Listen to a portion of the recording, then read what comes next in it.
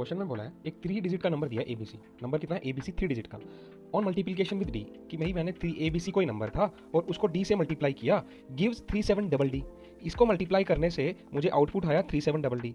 Where A B C are different है। पहली बात क्या है, इंपॉर्टेंट ध्यान रखना, डिफरेंट है और नॉन जीरो है, कि ए बी सी डी अपने आप में डिफरेंट होने चाहिए, नॉन जीरो होने चाहिए। वैल्यू बतानी है ए प्लस बी प्लस सी की। भाई अगर मैं इस इक्वेशन को ध्यान से देखूं, भाई मुझे नहीं पता कि ये कैसे टूटेंगे, भाई ए बी सी को अब कैसे बता पाऊंगा, मगर ये नंबर मेरी हेल्प कर सकता है ओनली। अगर इस नंबर को तोड़ूं, इस नंबर को तोड़ूंगा तो आपको पता है ना ये नंबर ऐसा कुछ ही तो लिखा हुआ है, प्लस आपको मैं अगर देखूं तो डी डी, मतलब डी डी लिखा हुआ है। जैसे मान लो 43 है, 43 को मैं 10 प्लस 3 40 प्लस 3 लिख सकता हूँ, तो 40 को क्या लिख सकता हूँ 4 इंटू 10 प्लस 3। इसी वे में मैं अगर डी डी को क्या लिख सकता हूँ, डी डी को लिख सकता हूँ 3700 प्लस ये क्या रह जाएगा 10 डी प्लस डी। भाई यही तो रहा 10 एज इट इज, ये जो 10 का फैक्टर था एज इट इज ये रहा, और 4 की जगह 10 आ गया, मतलब वो डी आ गया 4 की जगह, और 3 की जगह ये डी आ गया। तो बेसिकली मैं किसी भी नंबर को इस फॉर्म में उतार सकता हूँ। तो भाई ठीक है, ऑल गुड है, इतना ठीक है। भाई मेरा नंबर क्या आ गया, अगर इसको मैं फर्दर सोल्व करूंगा तो 3700 प्लस 11 डी आ गया, कि मेरी मल्टीप्लिकेशन जो है, और ये किसके बराबर है, A B C into D के बराबर है, कि ए बी सी कोई नंबर था उसकी मल्टीप्लाई की डी के साथ, तो मेरा ये नंबर आ गया। अब फर्दर मूव ऑन करते हैं। भाई अगर ये डी जो मल्टीप्लाई में था उधर जाके क्या हो जाएगा, डिवाइड हो जाएगा, मुझे ये बात पता थी। तो अगर ए बी सी को equal to 3700 upon plus 11 D upon D कर दूं तो कोई प्रॉब्लम है? नहीं प्रॉब्लम, क्योंकि ये था एज इट इज लिख रहा हूं मैं। इसको अगर मैं डिस्ट्रीब्यूट करूं तो 11 डी अपॉन डी, कोई प्रॉब्लम है? अब ध्यान से देखना, ये जो नंबर है ये डी से डिविजिबल है, क्योंकि डी से डी कट जाएगा, मगर क्या ये नंबर डी से डिविजिबल है? अब मैं ऐसा क्यों देख रहा हूं, क्योंकि मेरा एबीसी जो नंबर है वो क्या रहने वाला है, सपोज करो 2 3 4 रहने वाला है। अब 2 3 4 का मतलब है, भाई अगर मान लो मेरे 2 3 4 रहने वाला है, तो इसके बगल में कोई ऐसा नंबर आना चाहिए। अब ये जो डी से डी कट जाएगा ये तो मुझे 11 दे देगा। अगर मान लो 2 3 4 निकालना है, 11 माइनस क्या करूंगा 3 2 2, यानी कि 223 बनना चाहिए। कहने का मतलब है ये जो 223 नंबर बना है ये डेसिमल में नहीं होना चाहिए, पहली बात। यानी कि डी एक डेसिमल में, अगर ये डेसिमल में नहीं होना चाहिए, वो कब हो सकता है पॉसिबल? वो जब भी पॉसिबल हो सकता है जब डी जो है इस नंबर को पूरा पूरा डिवाइड कर दे। जब मेरा डी नंबर इस नंबर को डिवाइड कर देगा, सॉरी डी नंबर अगर मेरा इस नंबर को डिवाइड कर देगा तभी तो पॉसिबल होगा, तभी तो पॉसिबल होगा। तो अब मैं देखता हूं कि ऐसा कौन सा नंबर है डी की वैल्यूज, ऐसी कौन सी वैल्यू डी की है जो 3700 को डिवाइड कर देती है पूरा पूरा। भाई 3700 के प्राइम फैक्टर्स निकाल लो। अगर मैं 37 देखूंगा, 37 इज अ प्राइम नंबर, तो सीधा कट जा रहा है 100 आ जा रहा है मेरा। अच्छा 2 से करता हूं तो 50, फिर 2 से करता हूं तो 25, फिर मैं 5 से करता हूं तो 25, फिर 5।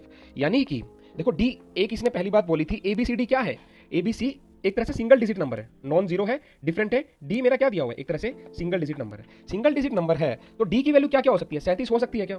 37 नहीं हो सकती ना डी की वैल्यू। तो डी की वैल्यू क्या क्या हो सकती है, डी की वैल्यू 1 हो सकती है, डी की वैल्यू 2 हो सकती है, डी की वैल्यू 2 इंटू 4 भी तो हो सकती है, तो डी की वैल्यू 4 भी हो सकती है, डी की वैल्यू 5 भी हो सकती है। क्या डी की वैल्यू 5 इंटू 2, मतलब ये फैक्टर्स रहेंगे ना डी के। भाई डी के फैक्टर्स क्या क्या रहेंगे, मतलब 3700 के फैक्टर्स देखूंगा तो 37 भी रहेगा, 2 भी रहेगा, 4 भी रहेगा, ठीक है, 5 इंटू 2 भी रहेगा, 5 इंटू 5 भी रहेगा। मगर डी की वैल्यू हमें सिंगल डिजिट में लेनी थी, तो ऐसी डिजिट्स, ऐसी वैल्यू जो सिंगल डिजिट में, वो आगे मेरी 1 2 4 5। इतना क्लियर है? अब हम आगे देखते हैं कि डी की क्या वैल्यू आ गई हमारी 1 2 4 5। ठीक है, डी की वैल्यू आ गई भाई, डी की वैल्यू आने वाली है आपकी 1 2 4 5। अगर मैं डी की वैल्यू इसके अंदर पुट करके देखूं, डी की वैल्यू अगर मैं 1 पुट करता हूं, तो भाई डी की वैल्यू मैंने 1 पुट करी तो यहां पर तो क्या बन गया 3700 प्लस 11। क्या ये एबीसी के बराबर आएगा? क्योंकि एबीसी तो 3 डिजिट का नंबर है ना, ये देखो यहाँ पर तो 4 डिजिट बन गया। तो ऐसा कभी पॉसिबल नहीं होगा, डी की वैल्यू 1 तो कभी भी नहीं आएगी। इसी वे में 1 नहीं आएगी, इसी वे में 2 भी नहीं आएगी। 2 आने से क्या होगा, एक तरह से 4 डिजिट का नंबर बना रहेगा। तो भाई मेरी ये वैल्यू नहीं आने वाली। हाँ, अगर मैं डी की वैल्यू 4 ले लूं तो कुछ कुछ बात बन सकती है, वो हम देखते हैं कि 3700 अपॉन 4 करता हूं, सॉरी 34 लिख दिया, 3700 अगर मैं अपॉन 4 करता हूं तो मुझे पता है कि ये क्या आने वाला है, 4 9 36, 1 और 0 4 2 8, और आपका 2 और 0 925 बन गया। 11 यहां से ऐड कर लो, ठीक है, 11 यहां से ऐड किया प्लस 11, तो ये मेरा नंबर क्या बन गया 925 प्लस 9 11 क्या बन गया 936। भाई इसका एडिशन करूंगा, यही तो आया 936। क्या एबीसी की वैल्यू 936 हो सकती है क्या? बिल्कुल हो सकती है 936, इसमें क्या जा रहा है? हाँ, तो क्या ऑप्शन में है ऐसा कुछ कि ए प्लस बी प्लस सी 9 प्लस 3 प्लस 6 हो जाए? 9 प्लस 3 क्या होता है, 9 3 12 और 6 18।